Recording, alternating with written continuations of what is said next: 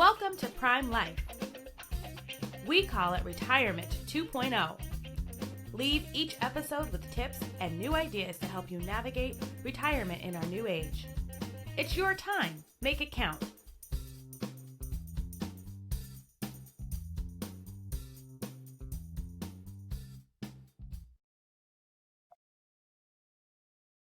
Welcome back to the Prime Life podcast, where we explore the ideas, innovations, and people shaping the future of longevity.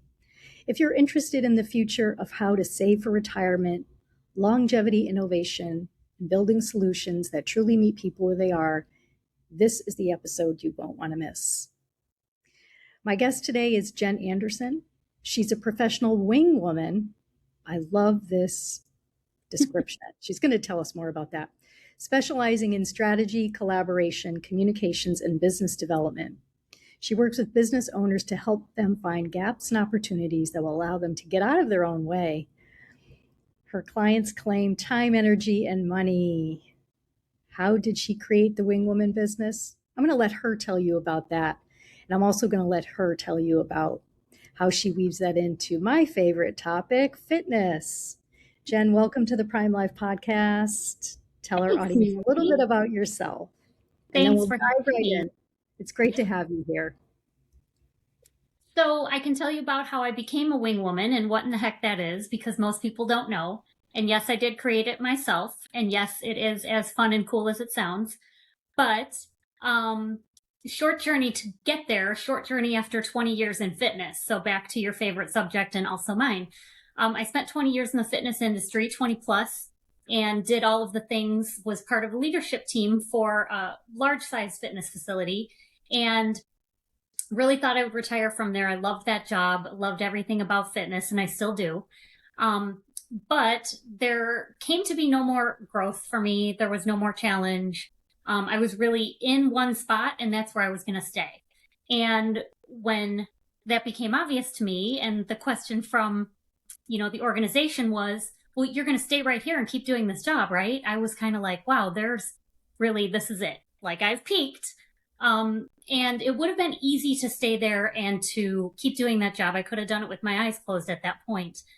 But what I decided to do instead was, at age 50, open up my laptop, and a friend of mine was starting to life coach, and she said, there's virtual assistants out there. And I thought, okay, well, I can do that.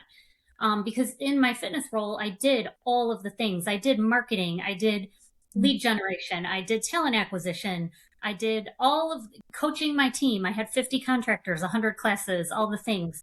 And so I knew how to do all of those business things. And soon after I started working online with clients, I realized that's really not what they needed from me. What they really needed was a collaborator and a decision maker. So because there was really no name for what I was doing, I became a professional wing woman. So what my goal is to help them find and stay in their zone of genius by supporting them so that they can create more capacity in their brain to do the things that they do. Because I don't do what they do. They're brilliant at it, whether it's Microsoft expert or graphic designer, marketing experts, podcasters, authors, all of these people that I work with. That's their zone of genius. Mine is to be their collaborator and to give them confidence when they don't really maybe have their own. They can borrow from me. So, and people wonder sometimes, like, how does that go with fitness? I don't know if you're thinking about Yeah, actually, I'm glad you jumped in, because that was going to be my next question. Because all the things that you said about your fitness life, and I shared with you before we recorded, when we did our intro prep call, that's where I started my career in the fitness business. And I also did all of those things that you just described. Mm-hmm. So I'm very interested to hear, and I know people like you and I, we still believe that health and wellness is critical, vital to living longer, living better, and running businesses certainly, and being a wing woman, right? So, but in your words, like, tell our audience a little bit about how that fits together. Yeah, what I came to realize is, because I do still teach fitness, so that's when I go out and I be with people, and then I come back and I'm on virtual online. But what I realized was I was using all the same words when I'm coaching fitness clients as I am coaching my business clients, right? So many of the things that we have to challenge ourselves to do You have to do that from the inside out. And, in the fitness studio, you can't stare at a dumbbell until you feel confident enough to pick it up. Like, it doesn't work that way. It does not. Business owners, you can't sit and keep thinking about what you might want to do until you get confident enough to do it. So action creates confidence, period. So we take the action, we get more confident, we do more action. It's that beautiful cycle.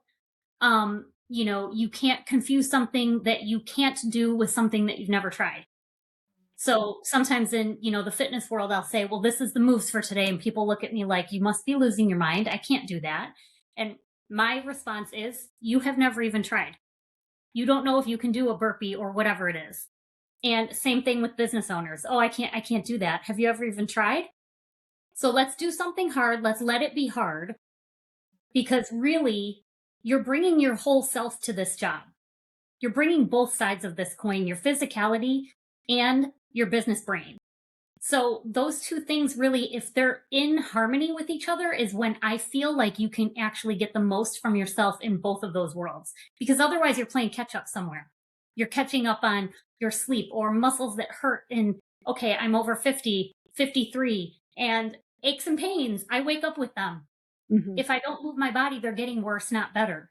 If I'm sitting in my desk trying to work and sitting with muscles that are achy, I'm going to start losing my best parts of what I can do because I'm focusing on something else. Does that kind of make sense? Oh, it makes total sense. Now I'm going to ask you, would you be willing to share a short story or two to give our audience, and me, quite frankly, an example of how you actually do this work with real people? Yeah. With my wing woman clients? With your wing women clients. Absolutely. So what we do is we typically, I'm fortunate that it's really becomes a relationship that grows over time. So most of my clients, with the exception of a couple, I've really had for a couple of years already, 3 years or more. And congratulations, by the way. What's that? Congratulations, by the way. Thank you. Yes. I started this business almost 4 years ago, and I've had some clients since the beginning. So we set up a cadence. We start to do sort of that data dump once a week. So we meet online, figure out where were they last week? What do they need following up on? Because most business owners are hands on the keyboard. They're not thinking about what else needs to be done. We look at where they're going next week or where they want to go, and we start putting those sort of pillars together. We think about their positioning and their marketing and their communication. How are they talking to people about what they do? And we really build up, like I said, a data dump so that they can get the capacity to do more of what they do.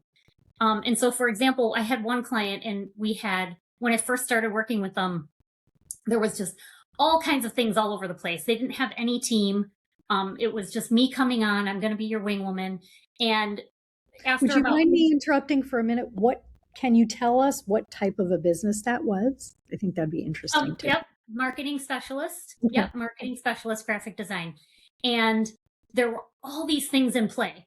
There were all these networking events and all these speaking events, and it was kind of all like this. And after about 3 or 4 weeks, we got onto our weekly call, and they looked at me on the computer and they were like, well, there's not really much going on. And my face was like, hang on, there is a ton going on, but it's organized. So you're not trying to figure out what's going on, because I have the agenda right here. There's 15 bullet points. We're going to go through all of them. Where are we with this? Where are we with? Yes, follow up, no follow. You know what I mean? So then, and they were kind of like, oh, like it was just this sort of like aha moment, right, where they were like, oh, there is a lot going on, but they don't have to manage it all by themselves anymore. Yeah. And usually those are the people who find me.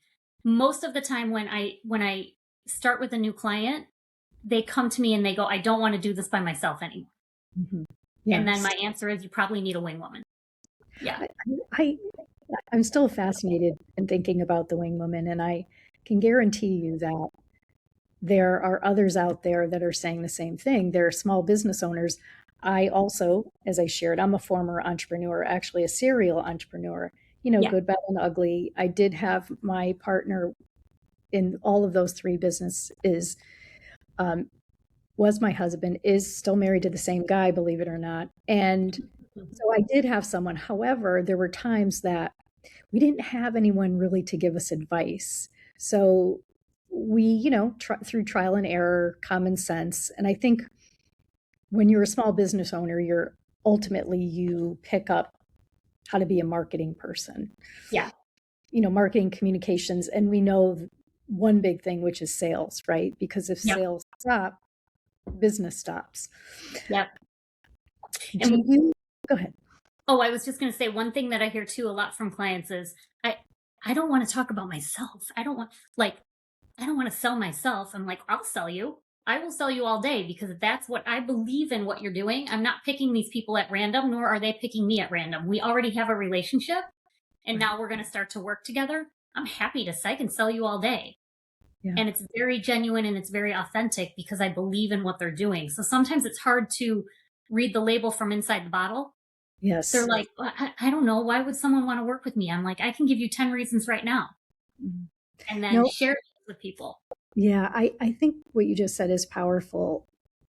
And I know those of us that are in marketing or promoters of others, maybe not ourselves, but I tend to think that, because they say in marketing, right, it's better to have other people say things about you than you saying it about you. And I know, depending on, this could be a little more generational, it was better to be humble, perhaps, or to not be bragging about yourself or, sharing with the world all of your accomplishments. But sometimes you need someone to lift you up and to share with others your successes so that they say to themselves, I want to work with that type of a person because they've been successful. They've sold XYZ or whatever their business or service is.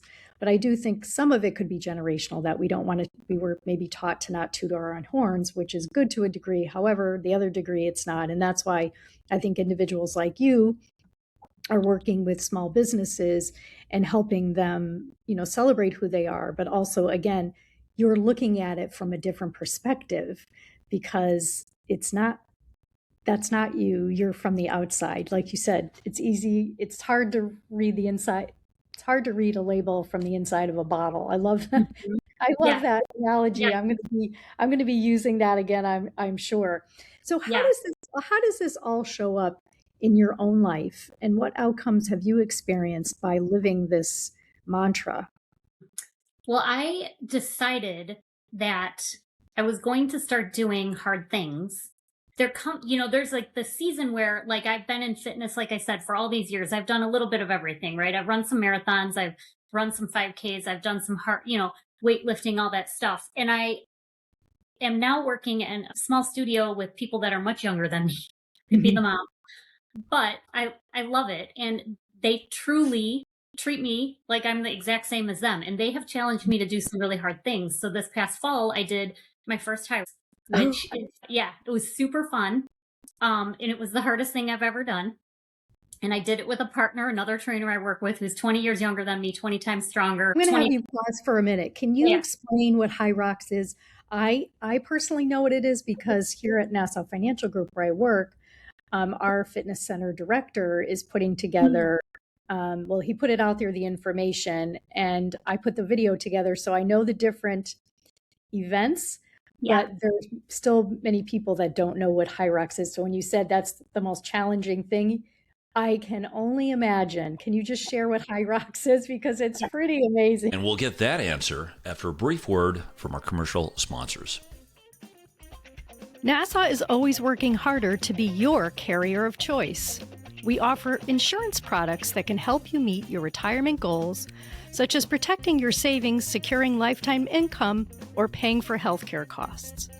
We're dedicated to providing best-in-class service and are keeping things simple, and we'll have your back.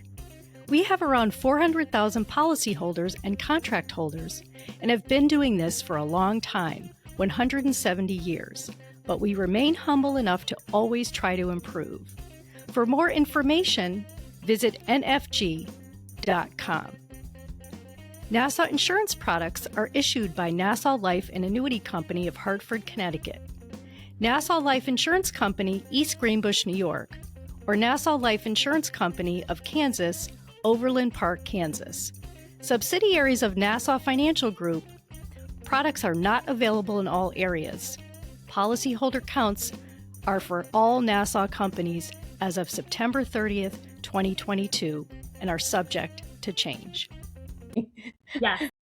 So it is a hybrid fitness challenge that's literally worldwide. I mean, I'm talking like Belgium, Stockholm, Belarus, like they have it all over the world, all over the country. And it consists of an 8K run, but which equals out to about 5 miles.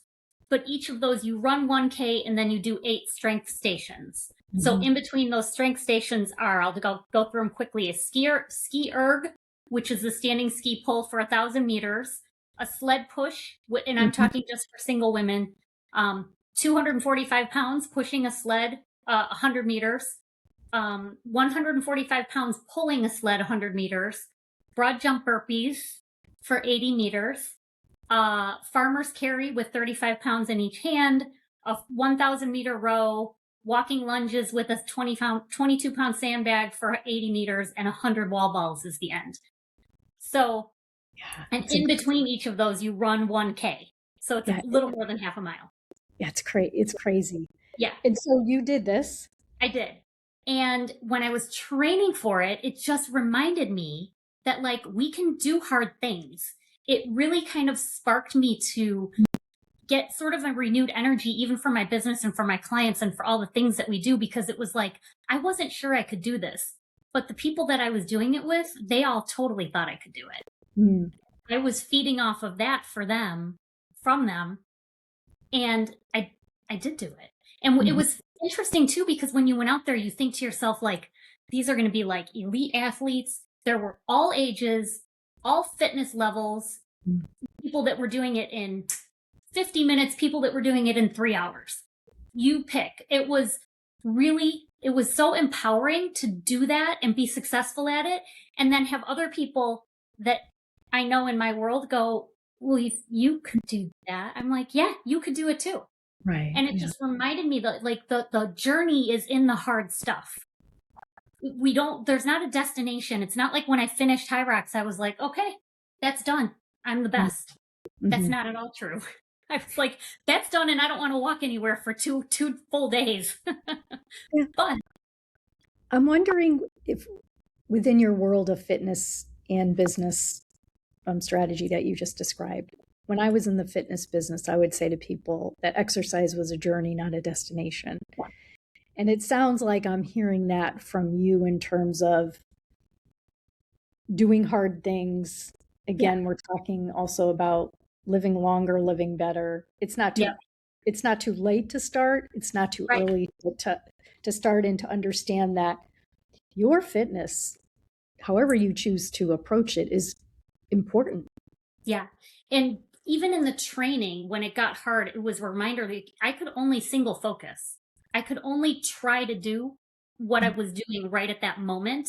You take away the ability to multitask, which then comes back to your business. When you sit down, you can focus a little bit better and a little bit stronger and finish that client project or the proposal or whatever it is that you need to do, because your brain starts to learn how to do that when your body shows it how. So that's because I do talk about fitness with my clients all the time. I don't make them go and work out or exercise. I love it when they do.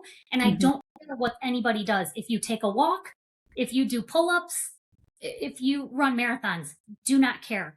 But I'm always interested. We always start most of our conversations with, yeah, I just came back from my workout. That's usually me, or teaching a class. And then what'd you do today? What are you going to do later?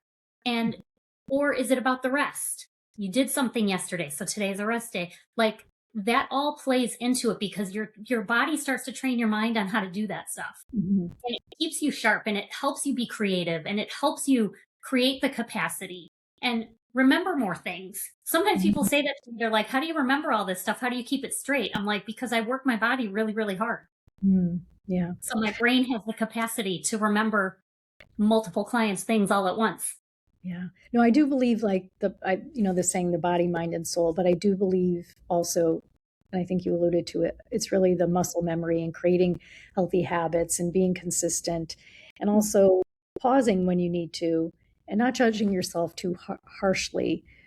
And just look, no one's good at everything and no one knows everything. And so there are times where, individuals, need to reach out to someone like yourself. Jen, as we get to the end of our conversation, what are a couple pieces of advice you would give to our audience who are, maybe they're business owners, maybe they're not, maybe they're just thinking about challenging themselves as they're a little bit older and they really don't want to fade away? Yeah. What would you say?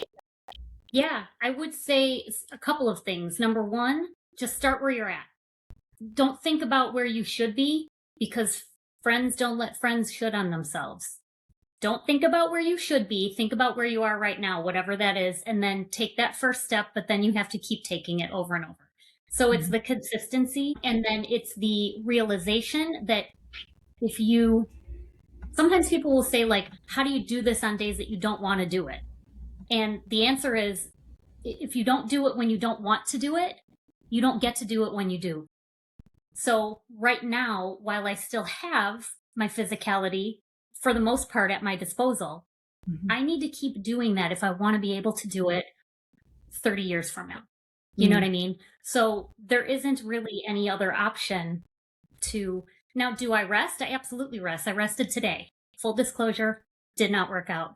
Probably won't. My body is super sore today, and so I'm honoring that. But that is part of it. That's part of it, is, challenging yourself, and then again, really recognizing that you can still do hard things.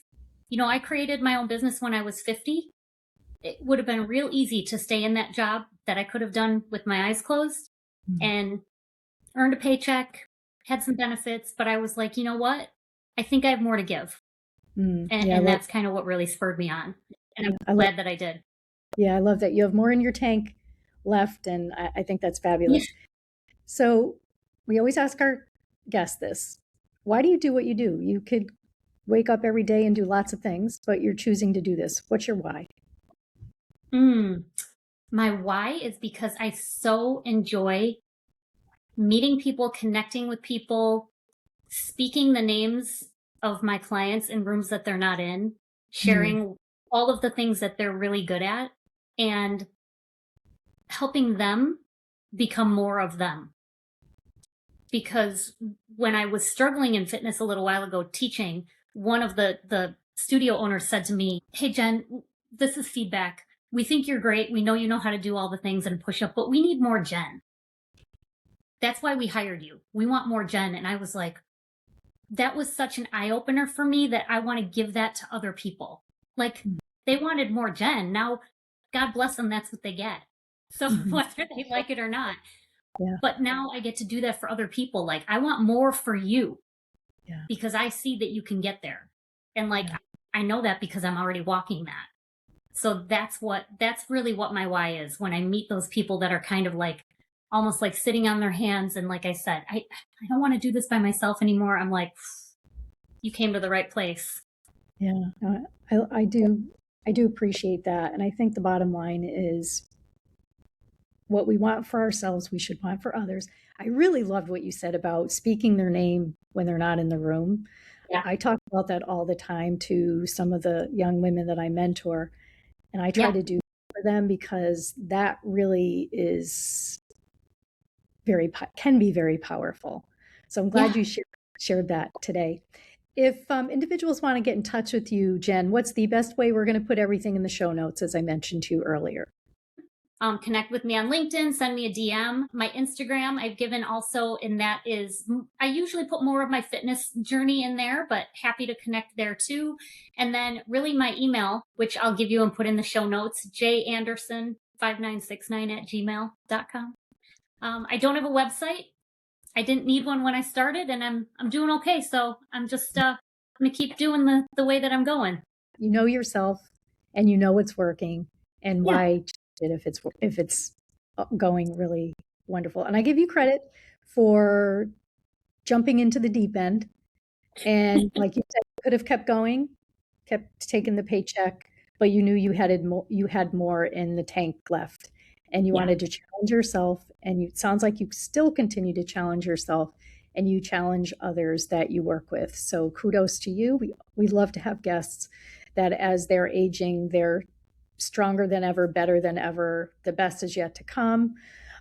So thank you, Jen, for spending time with us today. And to our listeners, thank you for joining us. And we look forward to another episode of the Prime Life podcast. Have a great day, you. everyone. Thanks, Mary. Jen.